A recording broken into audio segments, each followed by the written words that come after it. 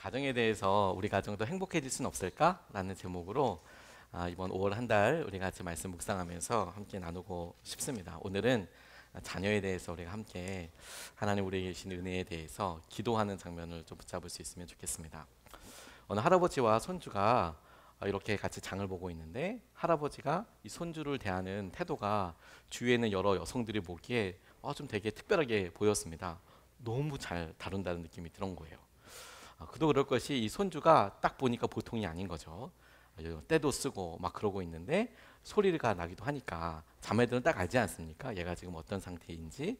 그런데 이 할아버지가 아주 능숙하게 아이를 대하는데, 아이가 막 때렸으니까 괜찮아 찰리, 괜찮아 찰리, 계속 손주를 달래더라는 겁니다. 그리고 좀 지나가니까 장난감을 놓지 않더라는 거예요. 그리고 이거 사달라고 울기 시작하더라는 거예요. 진정해 찰리, 진정해, 진정해 찰리. 이번에는 음료수와 과자를 들어 누워버렸다면, 이거 안 사주면 나 안 움직이겠다고. 조금만 더, 금방 끝날 거야. 조금만 더 참아. 그것을 바라보던 한 여자분이, 이 할아버지가 너무 아이를 잘 보니까 손주를 가리키면서 할아버님 찰리를 정말 잘 다루시네요. 그랬더니 할아버지가, 저희 손주 이름은 제임스인데요, 그렇게 대답하더라는 거예요. 찰리는 제 이름입니다. 찰리 잘했어.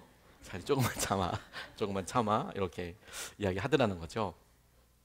우리가 자녀를 대할 때 하나님께서 우리에게 허락하신 자녀는 우리에게 큰 축복임에 틀림없습니다. 의심하지 마시고, 하나님이 우리에게 주신 자녀는 우리에게 큰 축복임에, 그 아이들이 우리에게 아주 소중한 의미이고 주님께서 우리에게 허락하신 가장 좋은 축복임에 틀림없습니다. 그럼에도 불구하고 우리가 자녀들을 느끼면서, 기르면서 느껴지는 여러 감정들은 사랑하기 때문에 들어오는 그런 감정입니다. 하지만 우리가 하나님께서 우리를 사랑하시기 때문에 이 사랑하는 자녀들을 허락하신 것을 믿는다면, 또 하나 분명히 보아야 할 것이 있습니다. 이 아이와 관계하면서 하나님께서는 부모된 우리 모두가 하나님과 더 가까워지고 하나님을 더 찾게 되고 하나님께로부터 부어지는 메시지, 교훈, 가르침을 분명히 받게 될 것이라는 것입니다. 그러니까 지금 우리가 직면하고 있는 아이들이 자라면서나 혹은 자라서 이루게 된 결과나, 역시 여전히 더 성숙하고 성장해야 되는 그런 필요 앞에 있으니까 기도하게 되는 여러 것들을 하나님께서 주신 커다란 틀 안에서 보는 것이 정말 중요하겠다고 싶습니다. 우리 가정도 행복해질 수 있을까? 이렇게 질문해 보면 많은 분들이 자녀들 이야기를 하세요. 우리 아이가 이렇게 되면 정말 행복해질 것 같다. 우리 가정도 행복해질 수 있을까? 우리 아이가 어디를 어떻게 되든지, 혹은 꿈을 이루든지, 혹은 오랫동안 기도했던 것들이 이루어지면 그거 해결되면 정말 좋겠다라고 이야기하게 되는데, 그런데 여러분, 그럴 때 우리가 생각하는 중요한 기준들이 있잖아요. 우리가 부모로서 우리 아이들이 이렇게 뭐 공부를 잘했으면 좋겠다, 건강했으면 좋겠다, 친구 사이가 좋았으면 좋겠다, 학교에서 어디서나, 이런 다양한 기준들이 있는데, 오늘 이 본문 말씀에서 주목하고 있는 것을 우리도 같이 주목하고 싶어요. 에베소서 5장 20절 이후서부터 6장 4절까지가, 5절서부터는 이제 종과 주인과 관련된 것인데, 각각 남편과 아내에게 이렇게 하라라고 지난주에 우리가 한번 살펴보지 않았습니까? 남편은 사랑하고 아내는 순종해라, 이렇게 존경해라, 이렇게 이야기하고 있는데, 그런데 부모에게 이야기하면서 오늘 우리에게 주목하게 하시는 것은 무엇이냐면, 주 안에서 가르치는 것, 주 안에서 기르는 것 관련된 것을 이야기하고 있습니다. 그러니까 여러분, 가장 중요하게 살피는 것에 대해서 이야기하고 있는데, 우리 생각에는 중요한 기준들이 많잖아요. 이런 사랑해라, 정의를 가르쳐라, 혹은 다른 사람들을 배려하게 가르쳐라, 뭐 이런 것들이 많을 텐데, 바울이 이야기하고 있는 것은 무엇이냐면, 오늘 본문에 우리가 읽었던 것처럼 주님 안에서 주님의 훈계와 주님께서 하신 여러 교육으로 아이를 기르라 라고 이야기하는 점을 딱 하나 짚고 있는 거죠. 이것이 우리에게 좀 특별한 메시지가 있다고 싶어요. 우리가 이것을 통해서 첫 번째로 붙잡아야 될 중요한 주님께로부터 받은 도전이 무엇이냐면, 우리가 아이들 기를 때 마치 이것이 남편이 아내 사랑하는 것과 관련돼 우리가 겪고 있는 좌절감과, 우리가 이것이 믿음의 구체적인 도전이다라고 생각하는 것, 아내가 남편을 존중하고 존경할 때 우리가 십자가를 지듯이 경험하게 되는 쉽지 않은 여러 당면한 일들처럼, 부모에게도 자녀를 사랑하고 본능적으로 우리가 끌어안고 너무너무 기쁘지만 그럼에도 불구하고 이것은 남편이 아내 사랑하듯 아내가 남편 존경하듯 부모가 자녀를 키우는 것에 있어서도 십자가를 넘어설 만한 어려움과 힘든 일이 당연하다라는 점입니다. 이 부분을 우리가 잘 주목하지 못하면 우리가 자녀들 사이에 경험하고 있는 일들이 너 왜 이렇게 힘들지? 난 좋은 엄마가 아닌가 봐. 난 좋은 아빠가 아닌가 봐. 이렇게 좌절하게 되고 생각하게 되는데 아니요.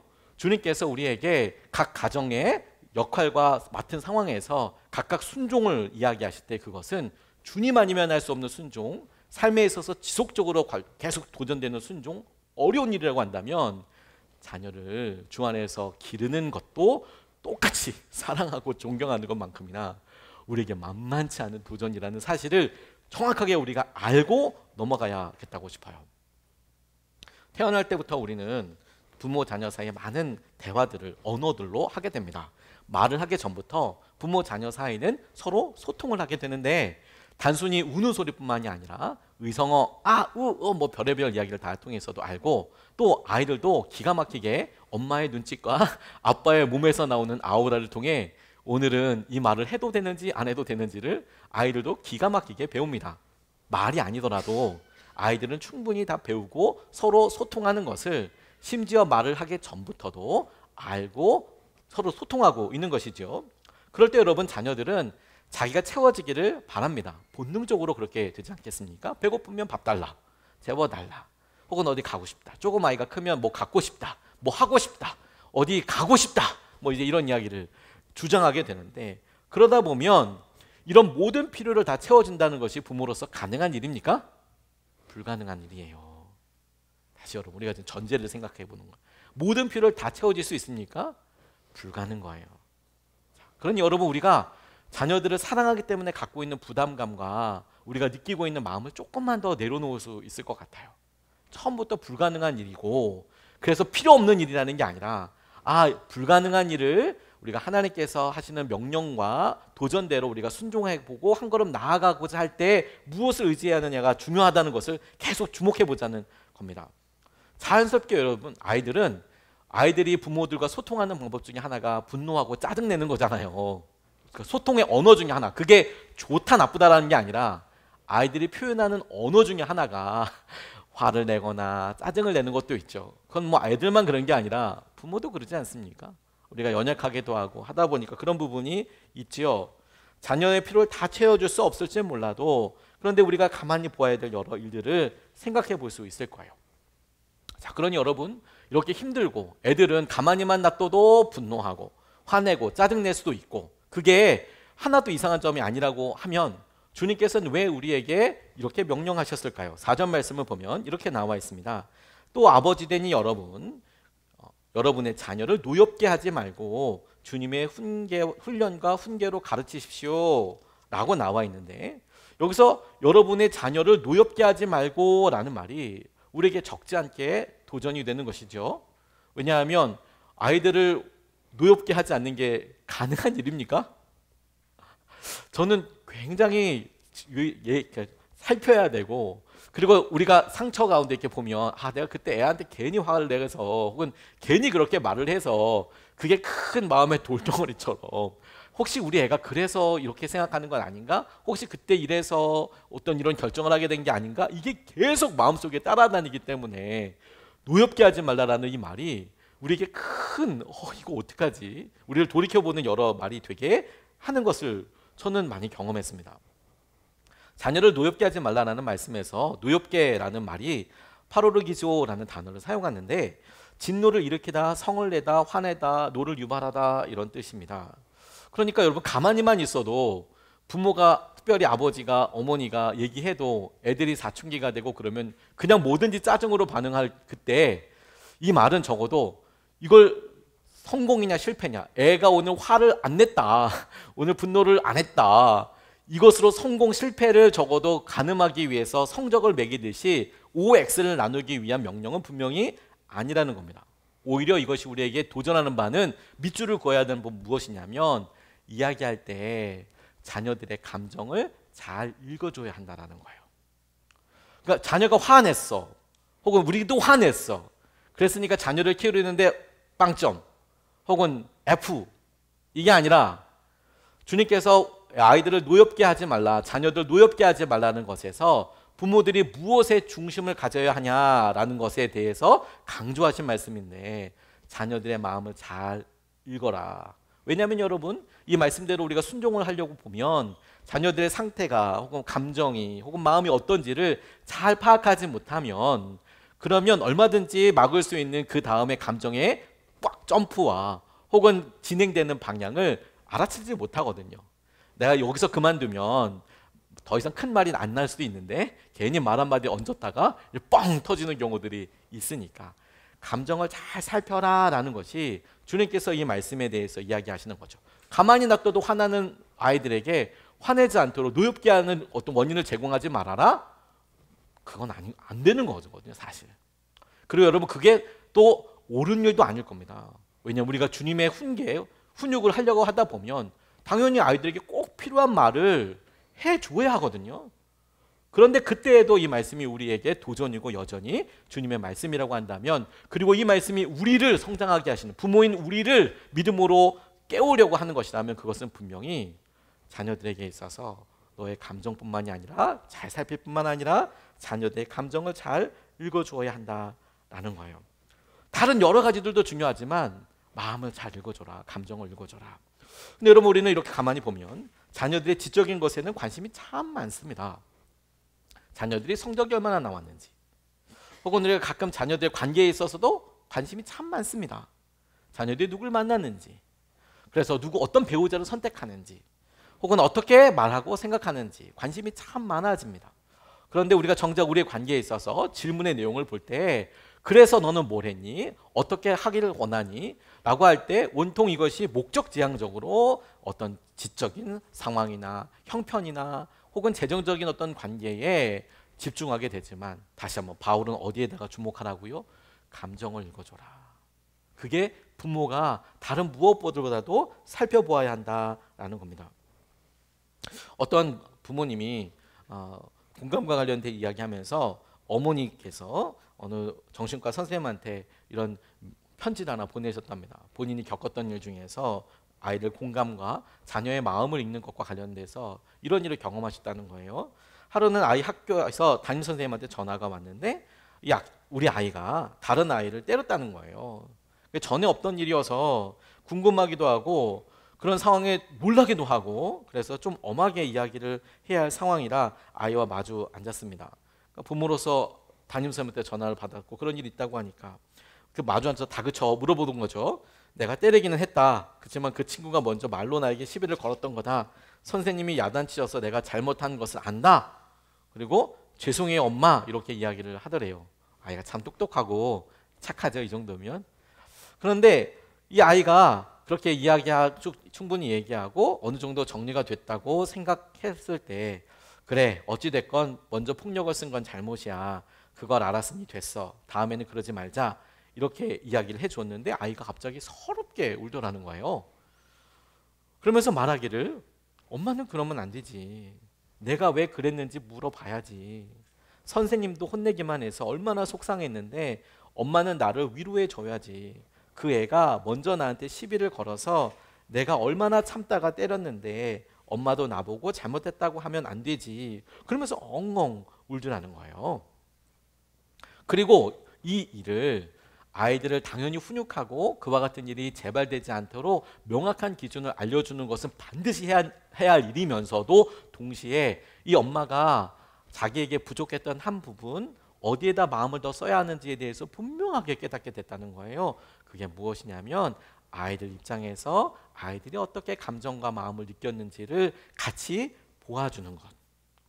근데 여러분 여기에는 분명히 차이가 있습니다. 아이와 저희들이 살아온 날이 한 30년 정도 차이가 나거든요. 한 20년, 30년 정도가 차이가 나죠. 그래서 우리가 생각했을 때 당연히 마음의 차이가 있을 겁니다. 그러니까 다시 말해서 화를 내냐 안 내느냐 그런 결과론보다도 우리 아이를 바라볼 때 내가 아이의 마음을, 감정을 읽어주고 그것이 내게 참 소중하다는 것을 함께 공감해 주는 것이 너무 중요하다고 성경이 우리에게 이야기하고 있는 거예요. 전 이것이 우리 가정도 행복해질 수 있을까? 부부 사이에 간절한 기도 제목과 함께 자녀에게 대할 때 우리가 바울이 우리에게 이야기했던 것을 통해서 붙잡아야 될 중요한 믿음의 도전이라고 싶어요. 그러면 여러분, 이것을 통해서 비로소 하나님께서 우리에게 보여주시는 것이 있다고 싶어요. 자녀들이 성숙하고 성장하는 것처럼 부모들도 성숙하고 성장해야 합니다. 아이들이 태어나면 우리는 부모로서 한 살이죠. 저희가 무슨 태어날 때부터 부모로 준비됐습니까? 그리고 우리 자녀들이 같이 예배드리고 있지만 뭐 어마무시한 시험을 봐서 부모가 된 게 아니지 않습니까? 사랑하고 같이 살다 보니 우리가 부모가 되었는데 우리도 부모 처음 돼보는 거고, 그리고 학부모들이 그런 얘기 하더라고요. 애들이 어린이집 들어가면 어린이집 들어가는 딱 그 연령, 초등학교 들어가면 부모들도 딱 생각이 초등학교 1학년, 중학교 들어가면 중학교 1학년, 이제 이렇게 같이 그 일을 같이 보는 것이죠. 그런데 여러분, 이것이 우리에게 참 중요하다는 생각을 하게 됐어요. 우리가 그런 감정과 마음을 읽어나간다고 할 때 이것이 우리에게 주는 큰 영적인 의미에 대해서 아이들을 위해서 기도하고 말씀을 준비하면서 주님께서 제게 도전을 이렇게 하시더라고요. 오늘 본문 말씀 4절 말씀을 다시 보면 이렇게 노엽게 하지 말고가 결론이 아니고요, 그 감정을 잘 읽어줘라 라고 이야기하면서 주님의 훈련과 훈계로 기르십시오 라고 이렇게 나와 있어요. 그러니까 이 말의 최종 목표는 마치 남편에게는 아내를 사랑해라, 아내에게는 남편을 존경해라 라고 말했던 것처럼 부모들은 화를 내지 말게 해라, 노엽게 하지 말아라가 목표가 아니라 주 안에서 주님의 훈련과 훈계로 길러라. 그때 중요한 과정이 뭐냐면 아이가 성내지 않도록, 분노하지 않도록 노엽게 하지 말고 길러라. 이게 같은 세트로 이렇게 있는 것이죠. 훈련에 해당되는 헬라어 단어는 파이데이아인데요, 이 파이데이아는 행위로 인한, 행동으로 인한 훈계를 이야기할 때 쓰입니다. 그러니까 이게 훈계에 해당되는 누테시아와 함께 훈련과 훈계라고 이야기할 때 이 파이데이아와 누테시아는 각각 몸으로서 함께 해주고 함께 시간을 보내주는 것과 직접 가르치고 알게 해주고 하는 것을 포함하는, 그러니까 몸과 우리의 마음 혹은 우리가 지적으로 함께 아이를 교육하는 전체를 이야기하고 있습니다. 근데 여러분, 여기서 저는 다시 한번 우리에게 하나님께서 바울을 통해서 주목하고 싶은 것을 우리가 보고 싶어요. 앞서 말씀드렸듯이 이 본문 말씀이 화를 냈냐 안 냈느냐에 따라서 0점이고 빵점이고 100점이고 차는 게 아니듯이 오늘 이 본문 말씀을 우리에게 주목하게 하는 것이 무엇이냐면, 우리가 늘 자책하듯이 자녀들을 우리가 같이 양육하고 했는데 부모의 뜻에 잘 따르지 않는 것처럼 보여지는 영역들, 그것으로 우리가 실패감을 느끼기도 하고 왜 부모의 말을 잘 듣지 않느냐라는 상황으로 우리가 탓하기도 하는데, 오늘 본문 말씀에 바울이 에베소서에서 우리에게 도전하고 있는 것을 저는 밑줄 그어 보다가 놀란 게 뭐냐면, 주님의 훈련과 훈계로 가르치는 게 아니라 기르라고 이야기하고 있는 거예요. 여기서 주님의 훈련과 훈계로라고 이야기할 때 우리 한글 표현에는 주님의 훈련과 훈계로라고 나와 있지만 헬라어 언어를 보면 전치사라고 들어 있어요. 그래서 마치 영어로 in 하면 어디 안에 이렇게라는 표현이 있듯이 여기에는 이제 ain이라는 헬라어 단어가 들어가 있는데, 주님의 훈계 안에서, 주님의 훈련 안에서라고도 해석해도 전혀 이상하지 않아요. 그러니까 기르는데 주님의 훈련 안에서, 주님이 가르치시듯, 주님이 훈련하시듯 그 안에서, 주님의 훈계 안에서, 그러니까 주님이 하시는 훈계 안에서 아이들을 길러라. 그런데 그 기를 때 화내지 않고 기르고 마음을 잘 지켜주는 것이 우리의 목표라는 거예요. 이러면 좀 더 명확해지지 않습니까? 그러니까 여러분, 우리의 삶의 목표가 뭐냐면 아이를 잘 가르쳐서 그 아이가 다른 사람들 부럽지 않게 잘 자라주면 너무 좋지만 그것으로 인하여서 우리가 만점이다 빵점이다가 아니고 우리가 자녀들을 기르는 데 있어서 주님께서 하실 방법대로 함께 성숙하고 나아가는 것이 목표라는 거예요. 주님께서 어떻게 파이데이 하셨느냐, 주님께서 제자들에게 어떻게 훈련하셨느냐를 보면 함께 해주셨어요. 함께 해주셨어요. 그리고 주님께서 어떻게 제자들을 훈련하셨는지를 보면, 그 특징을 보면 여러 말씀들, 내용들도 있지만 그 말씀들과 보여주셨던 행동의 중심을 보면 포기하지 않고 끝까지 이야기하셨어요. 하다못해 회개하라 천국에 가까웠느니라는 말씀도 반복해서 계속하셨습니다. 예수님의 말씀은 여러 비유와 상황들이 있지만 굉장히 단순하고 명확합니다. 회개하라 천국이 가까웠다. 주님의 나라, 하나님의 나라를 위해서 살아라. 이렇게 말씀하셨는데 그것을 포기하지 않고 계속해서 말씀하셨어요. 기다려 주셨어요. 이게 주님께서 가르쳐 주신 훈계의 핵심이라고 싶어요. 보여주시고 함께 해주셔서 본인이 돌아가실 때까지 제자들을 떠나지 않으셨을 뿐만 아니라 그리고 그 제자들을 결코 포기하지 않으시고 심지어 당신께서 돌아가실 때까지 제자들이 돌아오지 않고 도망쳤음에도 불구하고 포기하지 않고 계속해서 주님의 메시지를 전하고 돌아올 거라고 믿어주고 하셨던 말씀이 일어날 하나님의 계획에 대해서 신뢰하고 그렇게 사셨다라는 것이죠. 주님의 훈계 안에서, 주님의 훈련 안에서 우리가 자녀들을 기를 때 우리에게 주님께서 요구하시는 것은 네가 지혜가 있어서 잘 가르쳤어가 아니라 주님 안에서 주님이 나와 함께 동행하시고 그 함께 하시는 주님과 우리 자녀들이 함께하고 그리고 주님께서 가르쳐진 마음과 메시지대로 내가 포기하지 않고 계속해서 자녀들에게 나누는 것에 중심이 있는 것이죠. 기르는 것에 있어서 여러분 가르치는 것은 한 방법일 수 있지만 가르치는 것이 기르는 것은 아닙니다. 예를 들어 여러분 우리는 주위에 참 좋은 선생님들의 도움을 받습니다. 학원에서나 학교에서나 우리 자녀들이 좋아하는 선생님들이 있잖아요. 얼마나 고마운 줄 몰라요. 그런 선생님들 만나면 우리 아이들이 학교에서 담임 선생님 만나면 너무 좋아 이런 얘기 들으면 참 마음이 너무 감사합니다. 막 1년 기도 막 다 응답된 것 같은 그런 느낌이 들 때도 있고 학원에 이렇게 갔는데 어느 선생님이 너무 자기를 잘 가르쳐 준다는 거예요. 저는 그 선생님한테 배워보지도 않고 그랬지만 그 선생님 얼굴 안 봐도 너무 막 하트 뿅뿅인 거죠. 너무 좋아. 그런 선생님이 그 학원에 있어서 너무 좋아. 우리 아이들이 교회학교 갔다 와서 교회학교 선생님들한테 그런 이야기 이렇게 와서 들으면 여러분들 좋으시잖아요. 이 선생님 때문에 우리 아이들이 학교 너무 좋아. 이렇게 하트 뿅뿅 하지 않습니까? 그렇지만 그런 교사분들이 너무 감사하고 너무 소중하고 귀하고 축복하지만 기른다고 표현하지는 않습니다. 아닙니까?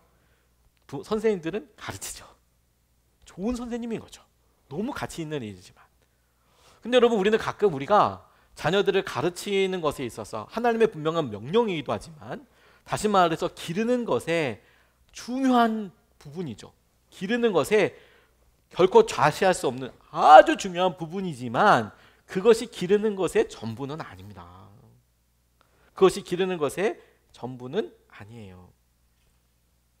저는 요한복음에서도 똑같은 말씀을 발견하게 됐어요. 아니 갑자기 예수님께서 부활하시고 도망치듯 갈릴리 호수로 나가서 고기 잡고 있는 베드로와 제자들에게 찾아오셨습니다. 아침에. 그리고 제자들 향하여서 이야기하실 때 주님께서 사랑하시는 제자 요한이 알아봤어요. 주님이시다. 그러니까 베드로가 옷 막 벗고 물에 뛰어들어서 이렇게 헤엄을 쳤어요. 그래서 주님께로 갔습니다. 그리고 주님이신 것을 알고 같이 모이니까 주님께서 아침밥을 조반을 준비하셨는데 준비하면서 이렇게 먹고 마시고 이렇게 할 때 부탁하는 거예요. 베드로한테. 우리가 잘 알다시피 시몬의 아들 요한의 아들 시몬아 네가 나를 사랑하느냐? 그럴 때 주님이 아십니다. 이 고백이 주님께서 뭐라고 이야기하십니까? 내 양을 가르쳐라고 하지 않으셨어요. 다시 이것만 인용해서 주님이 내 양을 가르쳐라고 이야기하지 않으셨어요. 내 양을 먹여라. 내 양을 치라. 내 양을 먹여라 라고 말씀하셨어요.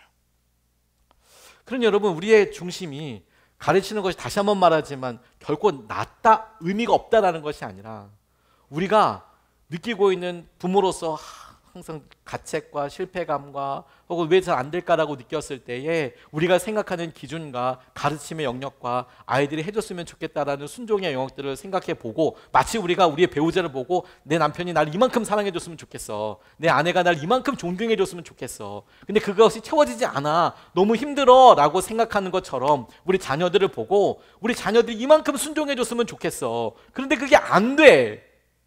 그러니까 난 불행해가 아니라는 거예요.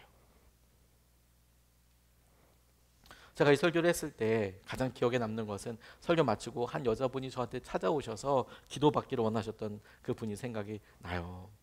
이분이 자녀 문제 때문에 너무 힘들고 고민하고 오셨는데 그날 그 설교를 듣고 저한테 찾아오셔서 이런 이야기를 나누셨어요. 제가 그때 그런 얘기했습니다. 하나님께서 베드로에게 이야기하시기를 야, 너 나 사랑하냐? 물어보고 베드로에게 그럼 너도 사랑해라 라고 이야기했으면 전 진짜 힘들었을 것 같아요. 주님처럼 어떻게 사랑합니까? 이게 제 솔직한 연약함이에요. 해보긴 하겠지만 주님처럼 어떻게 똑같이 그렇게 사랑하라고 얘기했으면 진짜 헉헉했을 것 같아요. 근데 주님 베드로에게 뭐라고 말씀하셨냐면 먹이라고. 제 그때 마음에 주신 거는 그래, 내가 사랑하고 양을 먹이고 치고 먹이라라고 말씀하셨을 때 사랑해라, 뭐 목숨을 바쳐라 이런 게 아니라 다른 건 몰라도 먹이는 건 한번 해볼 수 있겠다. 그래, 내가 한번 먹이는 건 한번 해볼 수 있겠다. 내가 어떻게든 그 자리를 떠나지 않고 함께하는 건 해볼 수 있겠다. 그런 말씀을 나눴거든요.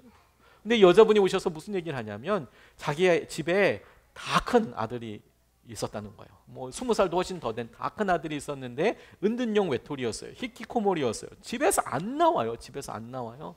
집에서 안 나올 뿐만 아니라 뭐라고 이야기를 하면 이제 집에서 막 활극이 일어나는 거죠. 막 골프채랑 막 이런 걸 가지고 이제 막 활극이 일어나는 그런 뭐 안타까운 수준이니까. 근데 이 어머니는 또 얼마나 기가 막힙니까? 본인은 믿음 생활도 오래 하고 그랬는데 자녀들을 이렇게 양육하는 데 있어서 그 아들 하나가 아니 이제 나가서 대학도 다 졸업하고 뭔가 자기 사회 생활을 해야 하는데 얘가 이렇게 집에서 게임만 하고 있고 변화될 것 같지 않고 무엇보다도 아예 말을 하지 않으려고 하니까 은둔형 외톨이에서 이게 너무 큰 아픔이고 자녀를 사랑하니까 더 아픔이고 뿐만 아니라 자기 삶에 대해서 자기가 자꾸 평가하는데 낙제점을 줄 수밖에 없는 거예요. 내가 믿음 생활은 제대로 한 건가? 내가 이렇게 하는데 애한테 이게 믿음이 잘 간 건가? 그럼 난 좋은 엄마인가? 이런 생각에 연이어서 쭉 되는 거죠. 아니야, 나는 잘 아이를 위해서 사랑하고 그렇게 할 거야 이렇게 얘기했지만 정작 본인이 혼자 기도할 때에는 자녀로 인해서 자녀가 뭐 엄청 잘 되기를 원하고 이런 것들보다 그렇게 아파하고 힘들어하는 모습을 보니까 너무 힘들고 자기가 마치 인생에 너무 큰 사망의 음침한 골짜기를 다니는 것처럼 이렇게 느껴지더라. 이런 이야기를 생각하시다가 설교를 듣고 이렇게 생각해 보셨대요. 저한테 찾아오셔서 목사님 정말 먹이기만 하면 되는 건가요? 당시에 이분이 아들이 안 나오니까 밥을 이렇게 해서 똑똑똑 두들기고 이렇게 가면 이 아들이 엄마 없나 보고 이렇게 보고 그거 밥만 가져가는 거예요. 그리고 밥 후닥후닥 먹고 정상적으로 이해가 안 가죠. 왜냐하면 나와서 뭐 같은 집이에요. 뭐 다른 집도 아니고 같은 집에 집 방 뭐 집이 얼마나 큰지는 모르겠지만 웬만한 집은 여러분 나오면 바로 밥 먹을 수 있는 그런 뭐 식탁에 있든 밥상에 있든 그러지 않습니까? 뭐 저는 뭐 그렇게 큰 대부분의 집은 그럴걸요. 나오면 뭐 저 큰 집은 가보지 않아서 어떤지 모르겠지만 대부분의 집은 제가 신방 가보고 그러면 거의 뭐 방 나오면 바로 밥 먹는 데가 뭐 금방이죠. 뭐 몇 미터도 안 돼요. 그럼 그거 나와서 먹으면 되잖아요. 그걸 못 하는 거예요. 그러니까 부모는 그 밥을 챙겨주면서 이걸 굶겨서 배고파서 나오게 할까 이런 생각은 안 해봤겠어요. 근데 자기는 그 앞에 이제 가서 뭐도 끓여놓고 뭐도 놔두고 그러면 밥그릇 없어진 거 보고 들어가서 먹나 보다. 좀 있으면 나와 있어. 또 엄마가 또 있을 때 눈이라도 마주치고 뭐 잘 먹었어라도 이야기해주면 고맙잖아요. 그것도 아니고 바깥에 또 밥그릇 나와 있어. 그럼 먹었나 보다. 그러고 이제 치우고 갖다 놓고 치우고. 그게 너무 엄마로서 힘들고 괴롭고. 근데 이야기를 듣고 목사님 정말 먹이기만 하면 되는 거냐고. 먹이기만 하면 되는 거냐고. 오늘 본문 말씀이 대답하고 있지 않습니까? 길을 하고 주님의 훈계로 길을 하고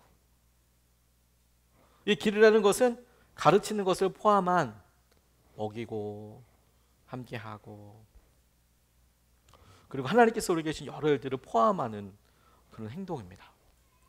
우리가 우리 스스로 여러분 다른 사람들과 비교하여 그리고 그 비교로 인하여서 아이가 이렇고 저렇고에 스스로 점수를 줄 필요가 없어요. 그 점수 가지고 그 기준 가지고 오히려 여러분 하나님께서 우리에게 무엇을 원하시는지를 보고 알아가는 과정으로 삼아야 한다는 거예요. 왜냐하면 여러분 자녀의 마음을 가만히 보다 보면 그 감정을 읽다 보면 놀라운 사실 한 가지를 발견하게 되는데 그 마음 안에 누구 있다? 우리가 있어요. 자녀를 보이고 자녀의 마음을 읽으면 그 안에 우리의 마음이 있는데 우리 어떤 마음이 있는지 아십니까? 우리가 어렸을 때 우리도 부모님에게 잘하지 못했어요. 우리 연약했어요. 우리 함부로 화냈습니다. 성질도 내고요. 안 먹는다고 소리도 치고요. 우리 자신이. 근데 우리 아이를 보면 그 안에 누구 있어요? 우리 있어요. 우리 했더니 생각나요. 근데 여러분, 이게 우리에게 주신 놀라운 영적인 축복이 뭔지 아십니까? 저는 이것을 놓고 기도하면서 이렇게 붙잡았습니다. 하나님께서 우리의 삶에 우리가 어렸을 때 우리가 미처 깨닫지 못했기 때문에, 그땐 잘 몰랐기 때문에, 부모로서 어떻게 믿음을 써야 하는지 몰랐기 때문에 그런 일을 해버렸다면, 그때는 우리가 몰랐어요. 해버렸어요. 근데 돌이킬 수 없잖아요. 돌이킬 수 없지만 적어도 우리의 믿음은 돌이킬 수 있어요. 어떻게 해요? 아이들을 가르치면서 하나님께서 우리에게 아이들을 기르면서 다시 한번 기회를 주신 거예요. 우리에게. 우리가 똑같은 일을 만났을 때 믿음을 쓴다는 것은 이렇게 하는 거야. 이렇게 순종하는 거야. 이렇게 보는 거야. 전 이게 주님께서 우리에게 자녀들을 통해서 주시는, 우리에게 믿음으로 주님의 훈련과 훈계 안에서 아이들을 길러라, 자녀들을 길러라 라고 이야기할 때 주님이 우리에게 주신 아주 소중한 믿음의 도전이자 기회라고 생각이 듭니다. 그때는 그랬지가 아니라, 그래, 그때 지금은 내가 부모로서 우리 자녀들의 삶을 같이 마음을 읽어가며 하나님께서 우리에게 주신 새로운 기회를 붙잡게 되는 것이죠. 저는 이것을 신혼부부 사역을 하면서 알았습니다. 신혼부부 사역을 할 때 당시에 하고 있었던 신방을 하게 되면 맨 8시에 이제 8시, 9시에 하게 됐어요. 너무 실례지만. 왜냐하면 그때 여러분 직장에서 퇴근하는 시간이 보통 일찍 와도 8시인 분들도 많이 있으시고, 약속하고 와도 8시 이제 퇴근 시간이 있으시니까, 그런 분들이 있으니까 오자마자 바로 예배 드리는 게 아니라 뭔가 정리도 하고 이렇게 해야 되는, 숨기고 가리고 이렇게 해야 되지 않습니까?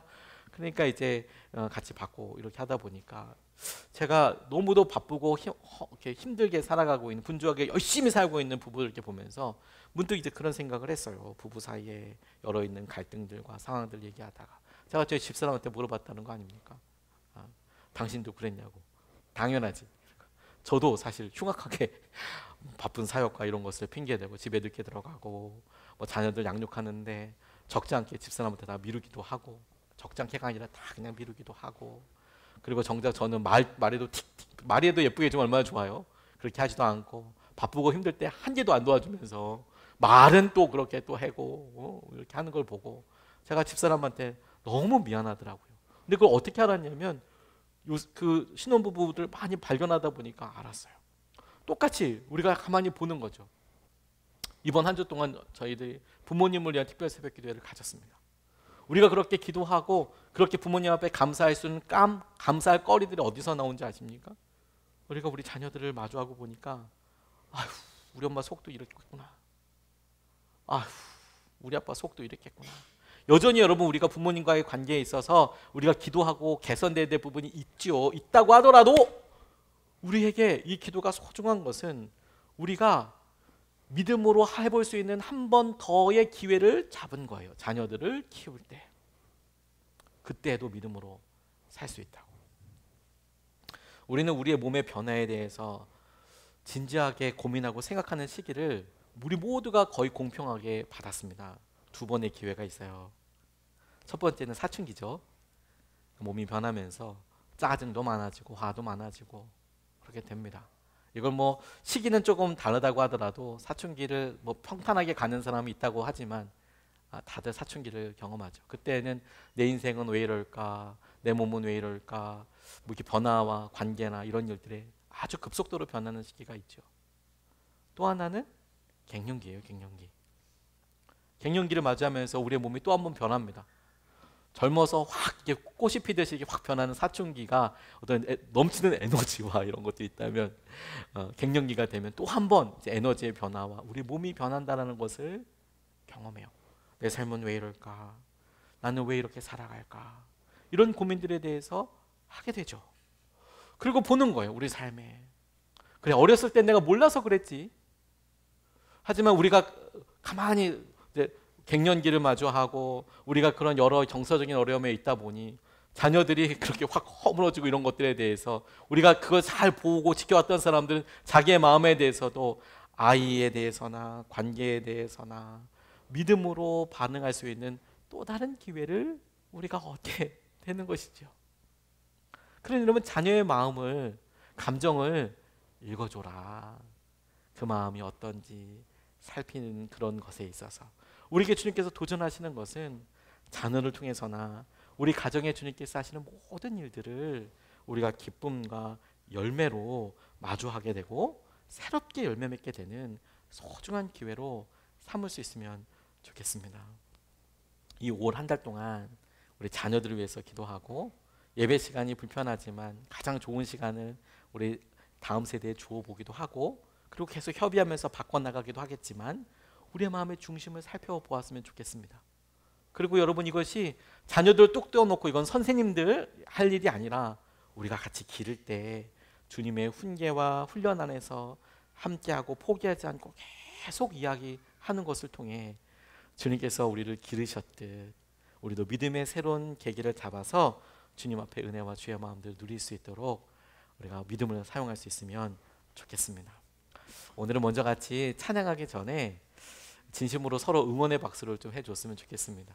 오늘 어버이 주일이기도 한데요, 우리 서로 부모잖아요. 우리 마음속에 나 이렇게 자녀들을 가르치지 못했어 이렇게 생각할 게 아니라 여러분, 믿음으로 우리 서로 잘 기르고 있다고 우리가 서로에게 격려와 사랑의 박수로 우리가 서로를 좀 먼저 축복하면 좋겠습니다. 여러분, 잘하셨습니다. 잘하고 계십니다. 다시 한번 여러분, 부모는 성적표가 있어서 1점서부터 100점까지 놓고 점수 매기는 사람이 아니고 우리 아니면 우리 자녀들에게 대안이 없다는 거 아닙니까? 우리 아니면 대안이 없잖아요. 우리가 주님께서 주신 가장 좋은 대안인 거예요. 그러니까 우리가 포기하지 않고 자녀의 마음을 잘 읽어가며 주님의 은혜를, 기회를 믿음으로 붙잡을 수 있으면 좋겠습니다. 우리 오늘 나눔 제목 3가지만 좀 같이 나누고 싶습니다. 자녀와 일에서 일상의 사소한 일들 중심으로 한번 떠올려 보는데, 자녀가 가장 사랑스러울 때는 언제입니까? 없어! 이렇게 대답하지 마시고 가장 사랑스러웠을 때, 일상적으로 뭐 태어날 때 이런 거 말고 20년 전에 태어날 때 이런 거 말고 가장 사랑스러워 보이는 거, 자녀가 정말로 힘들다고 느껴질 때는 언제인지 사소한 일이면 좋겠습니다. 그때마다 어떻게 사랑을 표현하시고 어떻게 화를 참으시는지, 밥그릇 뺏는다 이렇게 하지 마시고 이게 화를 한번 나눠보시면 좋겠습니다. 2번째, 당신의 자녀들의 마음은 요즘 어떤 것 같습니까? 기도 제목을 한번 나눠보십시오. 우리 아이의 마음, 애한테 필요한 것 말고 애 마음이 어떤지를 한번 좀 생각해보고 나눠보면 좋겠습니다. 3번째, 자녀들과의 관계에서 혹은 사랑하는 사람과의 관계에서 깨닫게 되는 당신의 모습, 제 안에 어린 아이가 있네요 이렇게 보듯이 한번 나눠보시면 좋겠습니다.